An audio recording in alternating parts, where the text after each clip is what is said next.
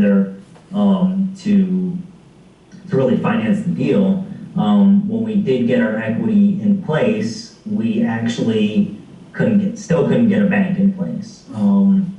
You know, we reached out to brokers, and when I say brokers, I'm not talking about real estate brokers, more so, you know, capital brokers.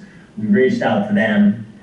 Nobody wanted to do for sale deals, and one of them just called me one day and he said, no, if you really want to do this deal, just bother your bank that did your Palmer deal.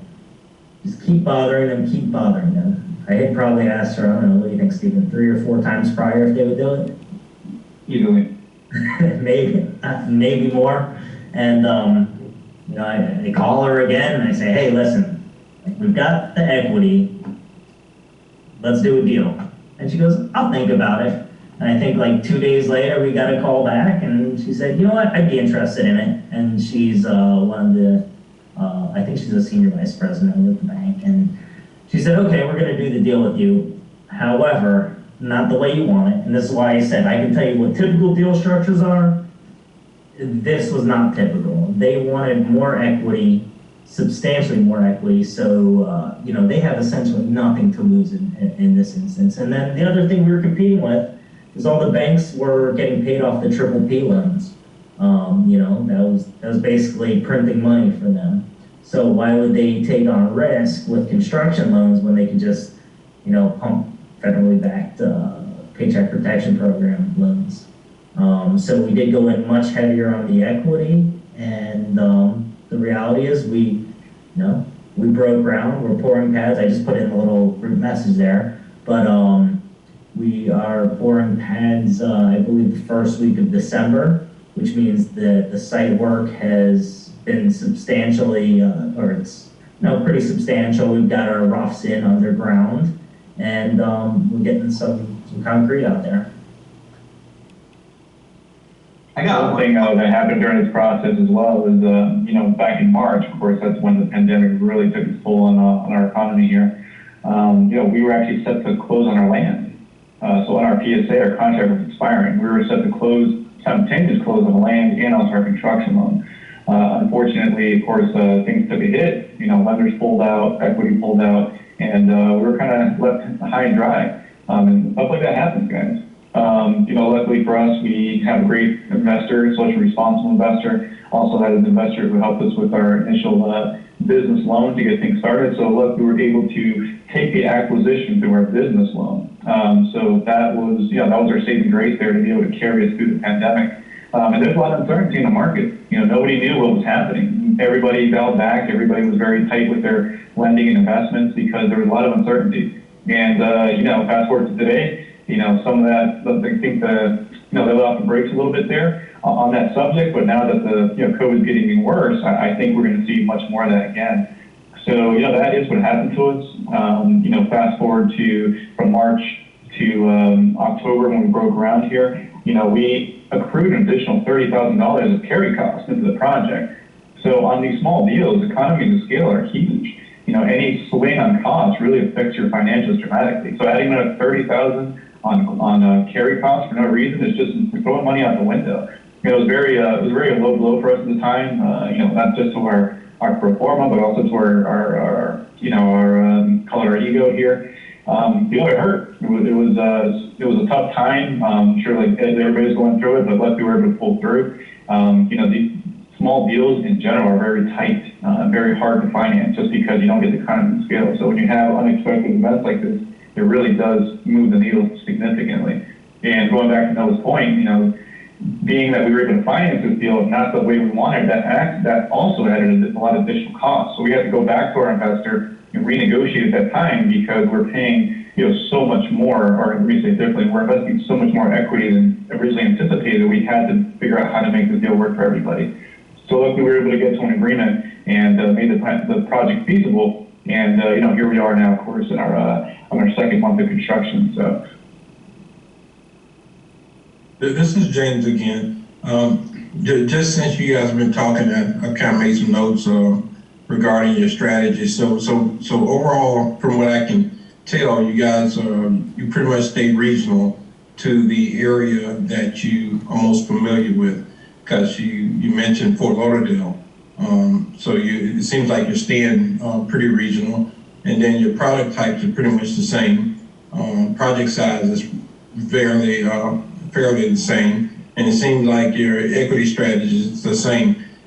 With respect to hold strategy, what do you guys typically look at for your projects? Are you holding them 5 years, 10 years, or looking to sell, or are you just going to hold them 20 years? Clarify there. In terms of the product type, they are residential product types, but the difference is one is value add, which has a completely different financing aspect, completely different, I guess we'll say operational aspect too, because you have to deal with certain things, right? Whether or not they've been sub-metered, meaning tenants are paying their own utilities. We've got the ground up, and we've also got for sale. But yes, they're all on the residential side, and these are more so the baby steps. We have competed in proposals that are different. When I say different, I say outside of the Fort Lauderdale area. We've looked all the way, I would say I'll say as far north as Titusville.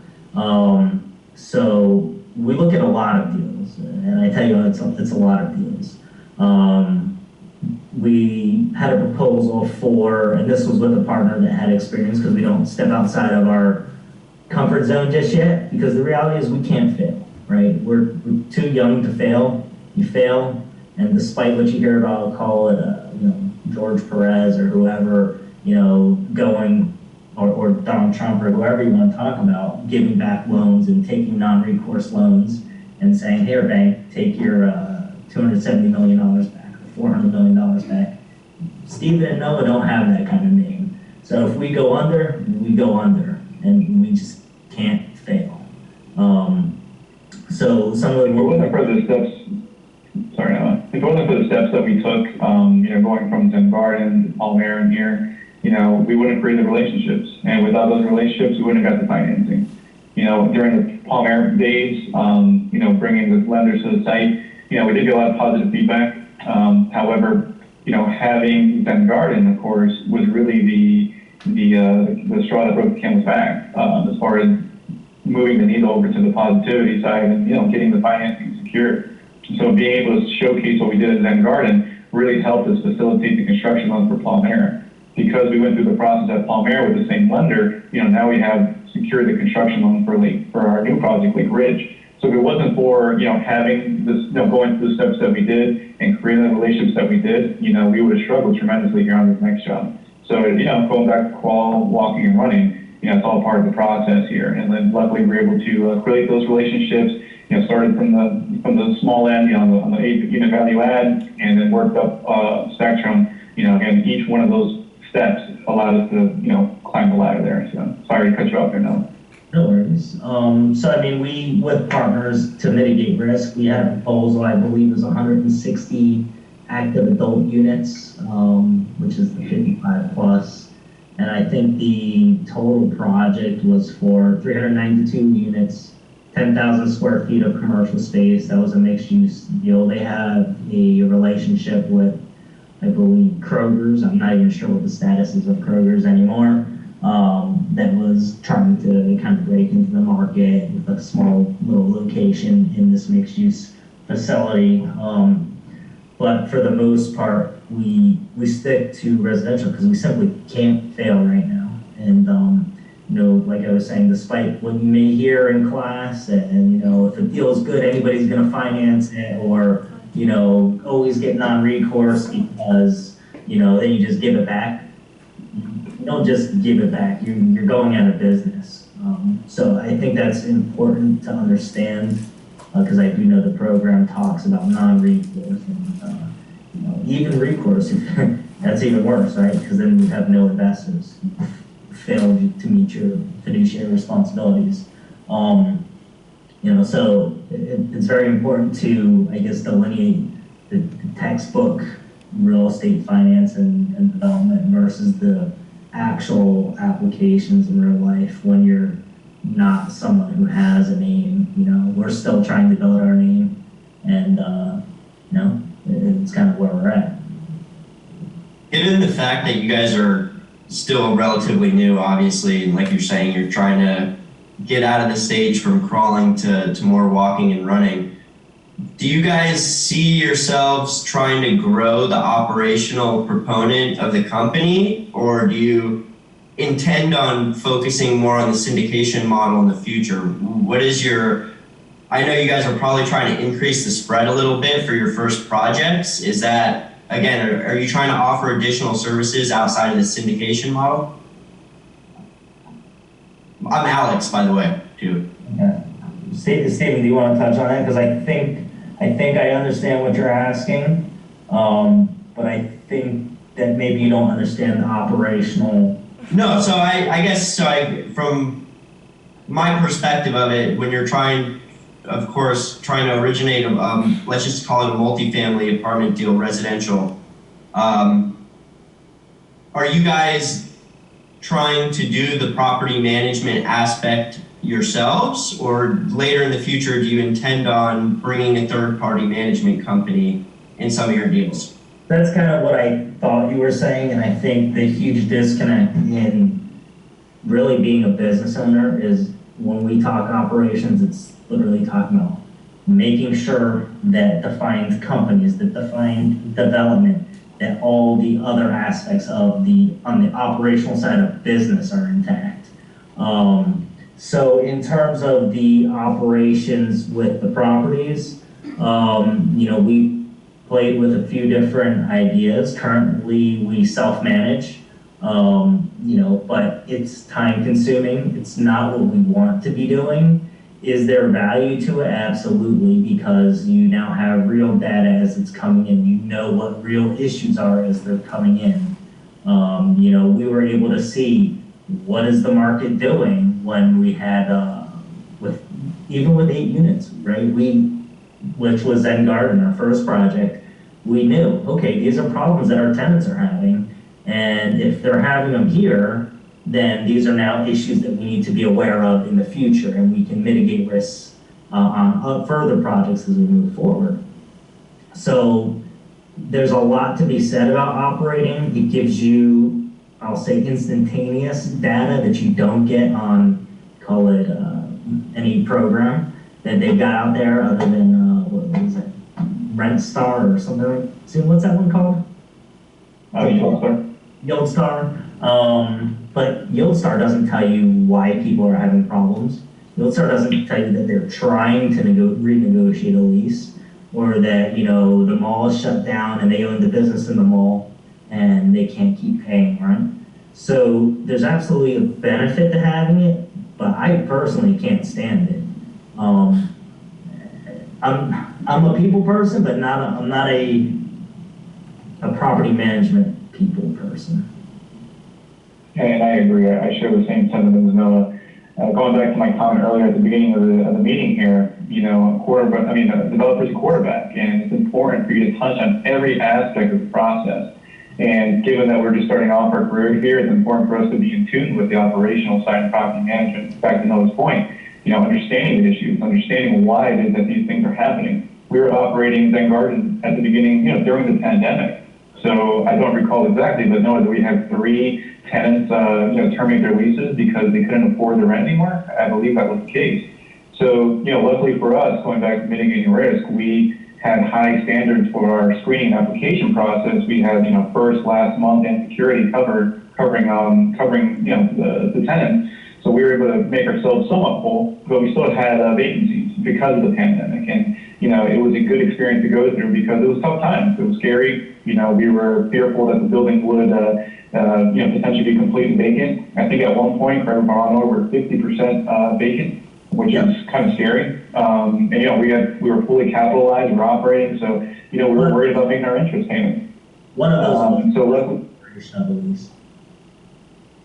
I'm sorry, how was that? One of them was because of the natural expiration of a lease. Correct. So, you know, with all those things happening all at once, you know, it was a scary time. But luckily for us, we had, again, those extra securities that we could use to cover the deficit. And, you know, we were able to push through it and, you know, and make things right at the end of the day. the rest of the tenants in the property were, again, we high standards for screening. We had business owners, we had, controllers and CPAs looking at the property. So luckily for us, those folks still had their jobs and were still employed and able to pay their rent. So, but it was a learning process, right? And just other items not pertaining to the pandemic, but just standard operations. How does, sub-metering or high energy efficiency lighting affect your water bills, your utility bills? Things like that are important to understand when you're planning and programming your next job. So, we're touching on all these little pieces, even though, they're very important, even though, management itself is very strenuous and tedious, I would say, not my favorite either. So as we grow the company, we're going to move away from that and hire the third parties. Once we hire those third parties, we're in a situation now to be able to manage those folks, right? Because we understand the process. We've been through it. We understand the marketing that goes with it. We understand all the intricacies of the operational side because we're going through it now at our Palmyra project as well. So it's putting us in a position to be able to be, real developers in the future. Not saying we are today, but in the future, grow at that scale. And same thing when it comes to construction. Going into this company, our biggest concern and risk was construction. That's a whole different animal. And it has a whole different layer of complexity. I couldn't go out to the job site and tell you if something's built correctly or not when I first started the company, not at all. So understanding technicalities, assemblies, and things like that, it's a whole different industry and a whole different beast. So, we luckily were able to partner and strategize in that sense and mitigate a lot of that risk to get good contractors on board with us to build these projects. And for the fact that we're fully involved, we're not the GC, but we might as well be. That's how we operate. We're fully involved. We're at their hip. We're at the job site every single day. We're learning the process and learning about the issues. And, it's putting us in a position that when we grow to a point where we outgrow our current GC, we'll be able to manage one of the larger GCs. And as everybody here should know, the GC plays the dumb contractor part, right? They only build what's on the plan, and they don't do anything to help you. So once we understand, the pieces that could affect us in the future, we can manage those those third-party large GCs more effectively and make sure that they're not bending us over barrel, essentially, and trying to hit us with change orders, left and right. We're all about mitigating risk, and we're taking the steps to do so. So all the little frustrations and headaches we're going through in the process here is just, gearing us up for a platform to build in the future. So, I suggest you guys also get into the trenches with whatever you're doing and understand those processes. Trust me, we can't do it all. If we weren't involved in operations and construction, we'd probably be able to chase more deals at the time. But what's more important? Having multiple deals under our belt that could potentially all crash and burn, or focus on one or two small deals at the moment, we're really running those to ground, doing them effectively, and just scaling up and growing them slowly. And we're all about slow growth. So that's pretty much our positioning. And going back just to something Stephen said about really screening our tenants, I just pulled it up here. Our average credit score there is a 746, and the renters. So, that's, I would say that is excellent for being a rental property. Can I ask a question? And did you contract out all your design services too, or was it you did all your construction and you want to do your property management, or were you in charge of that also? Were you picking out every doorknob and every cabinet? Because that's such a different side of this class and this program, but it is also a very big part of it that I've been able to focus on. But I think it would be nice to know. And what's your name, please? My name is Juliet. You said Juliet? Yeah. All right. So we spec everything when it comes to finish. We generate a finish and spec schedule. We generate the specs on the paint for the interior walls, whether they're going to be flat, whether it's going to be a super paint, the coating, whether we're using Promar 200 on the ceiling, whether we're using Sherwin-Williams A100 on the exterior. That's just paints. We spec the railings. We receive what's called shop drawings. We get control samples that we sign off on for colors, and we have to review, and you can't know it all, but we have to at least review these shop drawings to make sure that T6061 for structural aluminum isn't being swapped for 6063. We choose, for example, you asked about door handles. It'll be a quick set Halifax door handle. you know, and we can choose that because we know it has the smart keys, so it's really easy to rekey. Then we don't have a locksmith that we have to call in when a tenant turns, which helps us on the operational side, and we can reduce our OpEx, which means a higher sales price. Flooring, flooring, plumbing, some of the things we don't expect might be like a mortar mix or, honestly, we spec almost everything, down to even drywall. We'll say 5/8 here, we'll go 5/8 24 inches on center versus a 1/2 inch 16 on center. Just depending on the type of laborers you're getting in there. We spec blinds and poles and, toilets to make sure that it's, 1.28 here in Broward versus 1.6 in Dade and Palm Beach. How many gallons per minute flow through this thing? So, going back to yin and yang here, it's important if you're going to partner with somebody to make sure you guys are compatible. Noah and I have different skill sets, but we both are very like-minded and have a lot of the same underlying principles. And we have the same taste for the most part. He didn't touch on this piece, but prior to entering into this company, I was doing a lot of renovation, unless I missed that, sorry now. A lot of renovation, house flipping. So he was very versed in speccing and designing and such. And of course, I came from the larger institutional side, which I was pretty involved with the selection process as well. Because we share the same taste, although I wasn't as versed with the selection process, that's what Noah did, right? He was very successful in flipping homes.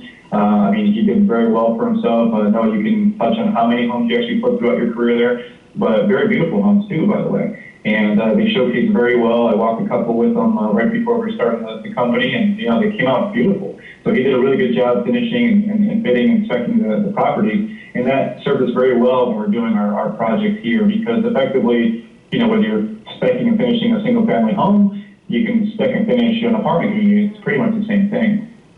So that, helped throughout the process as well. And the fact that we were able to partner with, I'll call it great relationships with architects and the GCs, when it came time to designing the building, we worked very, very, very closely with those folks to make it what it is today. We're not going to take credit and say, hey, we designed the entire building. That's not the case, right? We're not architects.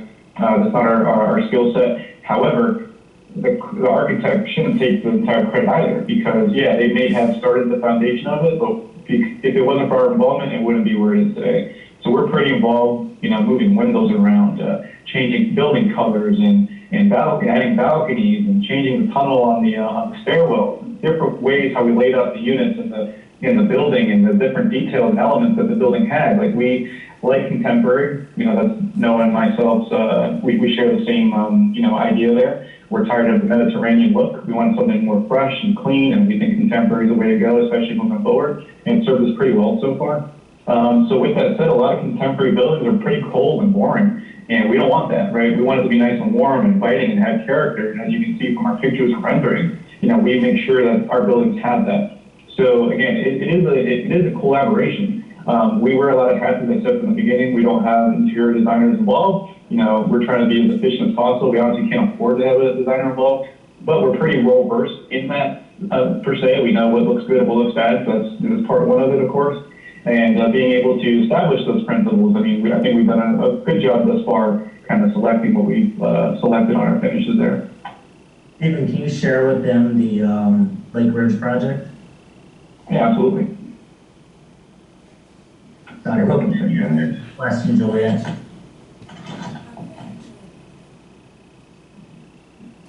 Do you guys see my screen there? Yes. Yep. Perfect. Just kind of. So this is East Fort Lauderdale. This is right off of Sunrise Boulevard and US 1. It's on the northwest corner of that intersection. We're just down the street from Galleria Mall. You're literally a 5 to 10 minute bike ride down the street to the beach.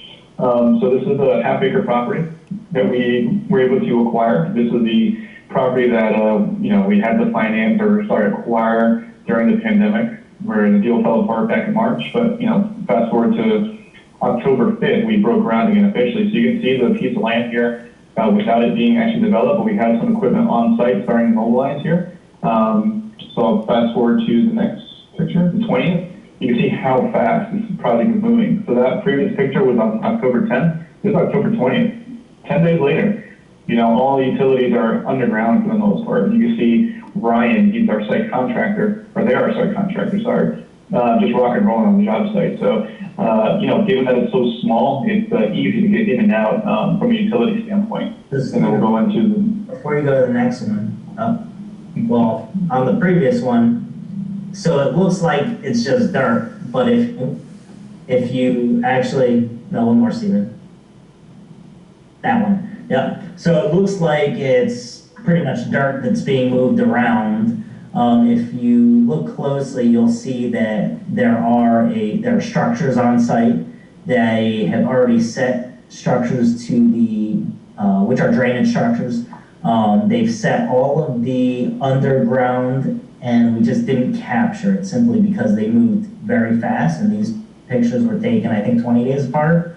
But there, all of those aspects, and there's a drainage well if you look on the bottom right of the image, which happens to be the southwest corner of the site. I think it's cored down at like 120 feet into the earth. So there's a lot that goes on, and right now they're hitting it with, I think it's 57 rock on top of the pipe there. So it doesn't really show the amount of work that's actually been done, because this site has 5 structures. There's 3 showing. So actually, there's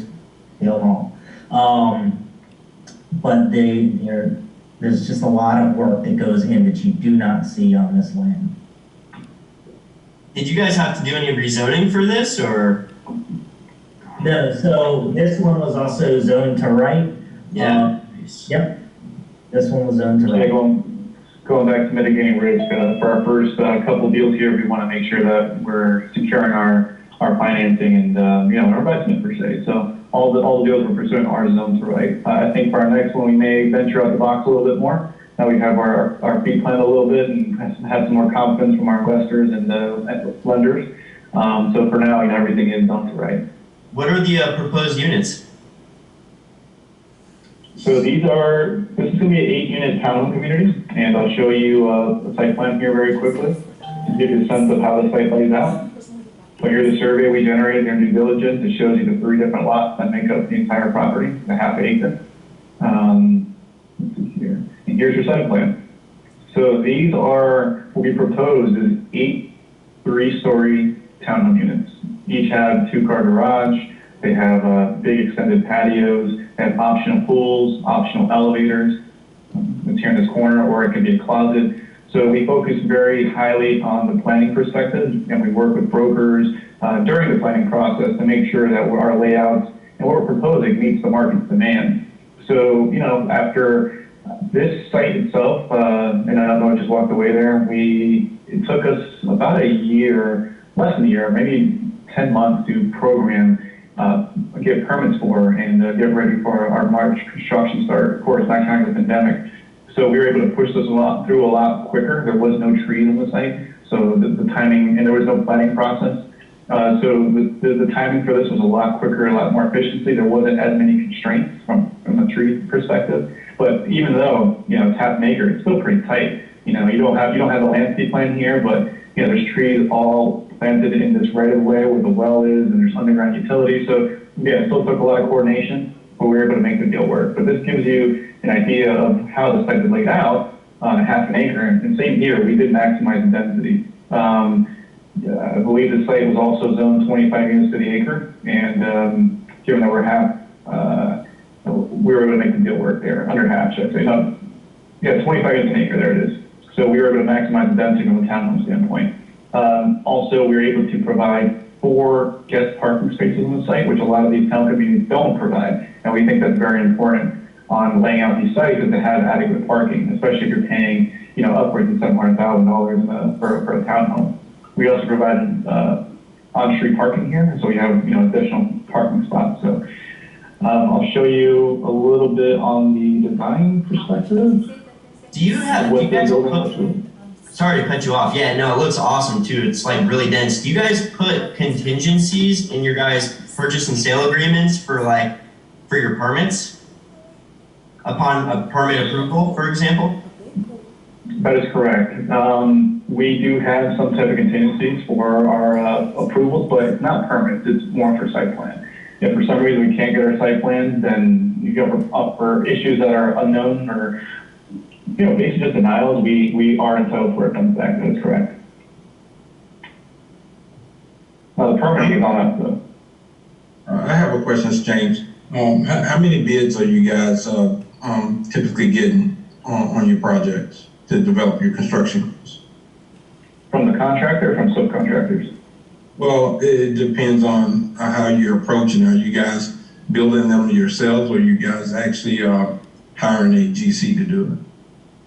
So, we structured a deal with the GC who built Palmer. And at that time at Palmer, we actually bid it out to 3 different general contractors. And, the contract is pretty well established, minus the one that we partnered up with. They were a little more entrepreneurial, younger, and more ambitious, so they're willing to do things that the other GCs wouldn't. And going back to mitigating risk, we made sure that they, we structured our contract with the GC to make sure that they're not going to drop the ball and expose us as developers. So we came to an agreement. They did a fairly good job at building Palmer, and we know that they came in much cheaper than anybody else. Again, going back to being more hungry and willing to do extra things other more established GCs can't. We're able to. We knew that on Lake Ridge, no one's going to be able to beat their price. And we had, going through the process at Palmer, as I mentioned, we learned a lot. We learned about the planning, we learned about costs that go with the plans and what things should cost. And going into Lake Ridge, we're pretty comfortable to know that the bids that we received from our contractor that we're working with, we're in line where the pricing needs to be. And also, we did a good job in beating them up even further. So their price is no one can touch their price pretty much. So we didn't bother even going into the market, venturing out and bidding this out to the GCs because of that aspect. Now, when we grow, going from smaller scale, and these capital investments, by the way, the 22 units versus these 8 units, they're both around the ballpark of $5.5 million deals. So from a capital standpoint, they're very, very similar deals. But as we move it in scale, let's just say we went to a 50-unit apartment deal or a 60-unit apartment deal, whatever the next threshold is, the larger scale GCs now can spread their costs over more units, which may make them a lot more competitive. And, at a larger scale, it may make more sense to go with a more established GC. So we don't know that until the time comes, but, we will be bidding out our next job. We just know at the smaller scale here, it only makes sense to go with our current GC. Going back to the bidding question, even though we only got 1 bid from our GC, we received multiple bids from subcontractors. As I mentioned, Noah and I get really involved. It's not just, hey, Mr. GC, please go out there and get bids from subcontractors. No. Noah and myself make personal phone calls to all our relationships as well. I brought a lot of relationships from Altman companies, and those larger subcontractors are willing to work with us, and, they provide us pricing that he provides pricing to the institutional guys at 300 units. So that's definitely helping us out from that aspect. I had a lot of good relationships too with his subcontractors who we brought to the table. So we keep everything very competitive, transparent, honest, as I mentioned before. Open book, we're all on the same page, very transparent. We lay out all the bids on the table, and we review them, and we select a horse. Sometimes it's not the cheapest sub. It's we're one with the most value out of the sub. So, you may get a cheap sub who's not as established and provides more risk, but you may get one who's a little more expensive, but, gave you a really good price for who they are, and you may want to go with those guys. So we make the executive decision with the GC as to who to select from that group, and we move forward with those guys when we're, formulating our final budgets. And of course, the GC works to, manage those guys and buy them out during the contract and construction phase. Yeah, the reason why I asked that question is when you showed the site work, and I saw Ryan on your job, I just know that they're a very huge company, and for a site that size, I'm actually shocked that they were even competitive to do a job like that. My focus in the future is to actually develop and build my own projects, because I'm a licensed GC. So do you see any benefit in doing that in the early stages? To minimize risk, and just divert that risk to a GC? One of the things we talked about going in was potentially being our own GC, just partnering with somebody who understands the entire process and, having them run the project, but it just didn't work out at the time. There's a lot of value of doing it yourself. You save a lot of costs. You know, the fee itself is pretty tremendous. So if you can, you know, retain that fee and you know what you're doing as far as building it, and it makes sense to do it. It's just for us, we weren't versed in the construction, so it didn't make sense for us. But for someone who does understand construction and can actually mitigate the risk from that standpoint, I mean, it only makes sense, right? You're the investor and you're the builder. I mean, how much more incentive do you need to finish the job on time and on budget? So going back to your comment on Ryan, I don't know if you know Jackson, but Jackson also, Yes. all right, so Jackson had also put a proposal together, and those, you know, we brought those companies to our general contractor, actually on the Palm Air job, and had a relationship with Jackson and Ryan. Ryan said, actually got the relationship with Ryan through, I'm sure you guys know Harry Posen. So, you know, Ryan said, hey, we're not going to bid this. It doesn't work for us right now. And it was more site work. It would have been a bigger contract. But something that's very important for people to understand, and it's one of the reasons we call our subs and really have conversations with them. And our subs call us and actually will say, hey, I'm having a problem with your GC. Going back to the transparency thing, and of course the GC doesn't like that. But, you know, it's all about timing, right? So Ryan was too busy for us when it came to Palm Air, and it still was a small job that they probably wouldn't have, you know, wanted to do because it is a larger company. But the reality is, on Lake Ridge, the timing was right. We had the permits in hand. It was literally get in and get out. And, you know, they saw value in just, okay, here we go. It falls within this time, and we can get in, we can get out and be done.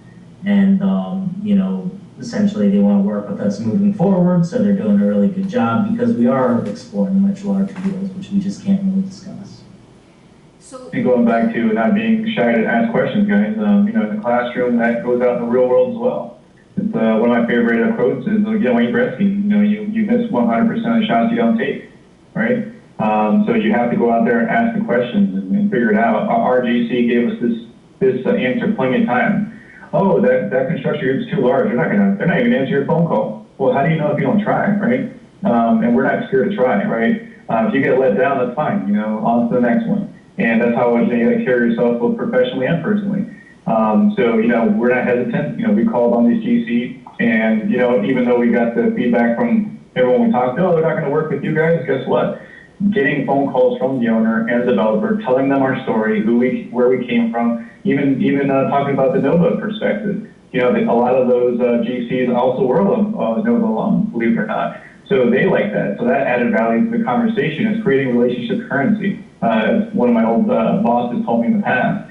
And you know, given that we were able to have those conversations, it spurred up call it the sentiment from the subcontractors who typically wouldn't do a small deal like that to want to work with us and understand that we're here to grow. And that's pretty much the stance that they play. Like, look, guys, we're going to work with you because we want to help you out here. We're going to throw you a bone, and we want to grow with you guys. And that's the standpoint that we kind of started the conversation. And luckily for us, you know, we were able to go out there and have those conversations. And, you know, here we are. You know, these guys are working with us. So just don't be shy. Don't be hesitant to ask these questions. You know, you're going to miss 100% of the shots you don't take. So the townhouses you're selling and the other apartments that you're renting, the 22, that you plan on keeping it for eternity? Or like selling it after 10 years? Couldn't hear a word you said, I'm sorry. So she asked if you were planning on the Palm Air project. Are you planning on holding on to that project for how long, or have you thought about how long you want to hold on to it? That was that part of the question. And the other part was obviously the other one is a for sale project. So initially we underwrote, I believe it was 42 months for Palm Air. And we had a disposition October of 2022. I don't think we're gonna last that long. We've received people, unsolicited offers already. And if someone makes the right offer, and you know, we're gonna take it, as long as it's the right offer. And I'm sure there's some brokers in that classroom right now. So just throwing that out there, but it's obviously gotta make sense. we make more money seasoning it, escalating rents, maybe increasing them kind of as time goes on. So that is the reality, but there's also the, I'll say opportunity cost. And as we are now building a track record and now other developers are reaching out to partner, and there's other equity guys saying, hey, you guys do a really nice job, I want to be an investor. Or I want to be your investor and buy you out at the end so that it doesn't trigger a tax reassessment, and I can now capture 6.5%, 7% versus buying it at a lower rate after it's developed. And they also capture on the IRR basis from the investment standpoint. We've had people reach out on that. So the reality is we anticipated a longer hold. We may hold it that long. It doesn't hurt us to. But we do feel like we can do other things with the money, if we do sell it, probably a little prematurely. But we want to season it, prove it out, get a really good feeling, because as we were saying before, you learn a lot through doing, and we'll see. Our long-term goal is to hold these properties, or let's say differently, have a portfolio of assets where we're generating cash flow.